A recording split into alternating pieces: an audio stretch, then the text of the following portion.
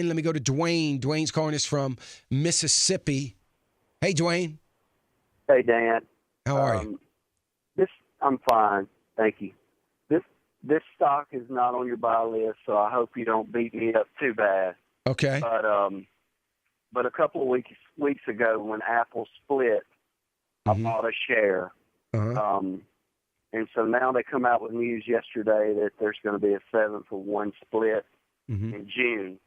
My question on that is, what does that potentially mean for me as an investor? The Apple stock, look, first of all, a couple things. We never, and I know this is kind of a hard concept to grasp for people, because there is some value, but people get excited when a stock splits, and they get excited over the idea of a stock splitting. Now, Apple has needed to have a 5-to-1, 7-to-1 split for a long time.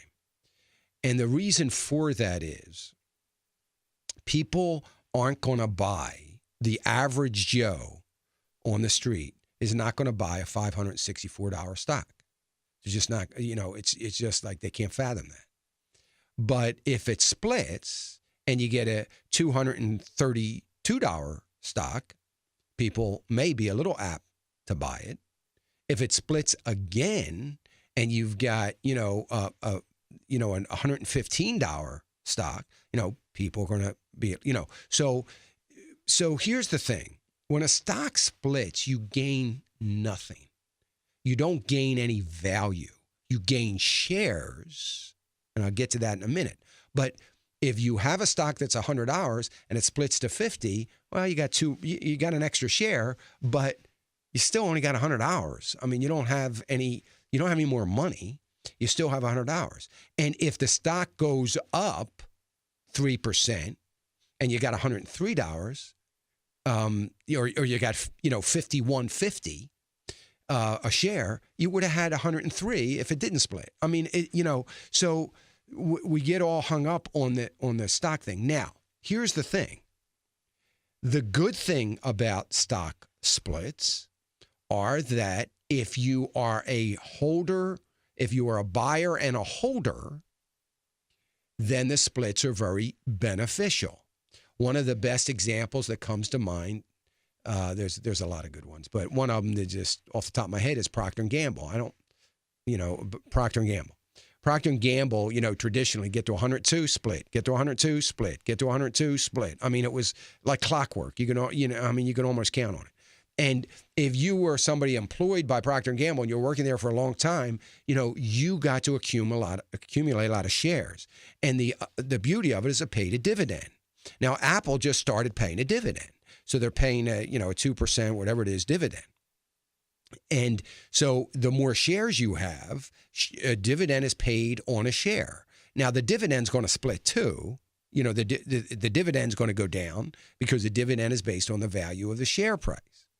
So I'm getting too deep into the weeds. All I'm saying is, don't ever buy a stock just because it's going to split. If you own it and it splits, well, that's good because you're going to keep on owning it. It doesn't mean anything to you. You don't have any more money, but you have more shares, and you're going to have it for another 20 years. So you're going to get some benefit from having more shares, and those more shares could split. And over a period of 30 years, it's very valuable in a sense that the shares continue to split, but not in a short run. It isn't.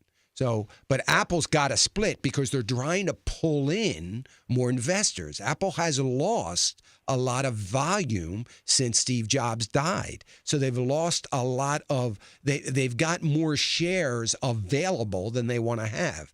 And it's because the average mom and pop investing a little bit aren't buying a stock that's $564 a share, but they will buy one that's $60 a share.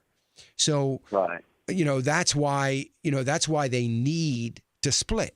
That's why stocks need to split sometimes. So I'm not. Go ahead.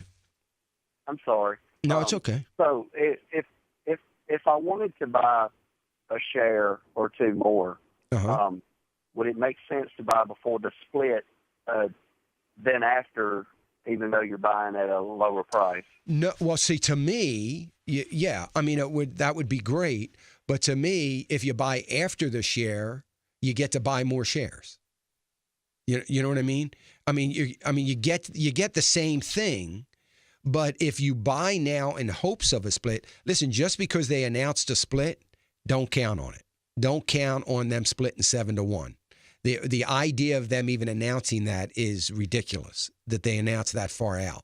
I mean, and when I hear a company that's saying, hey, we're going to split 7-1 in July or August or whatever, it tells me that they're desperate and they need somebody to buy their shares.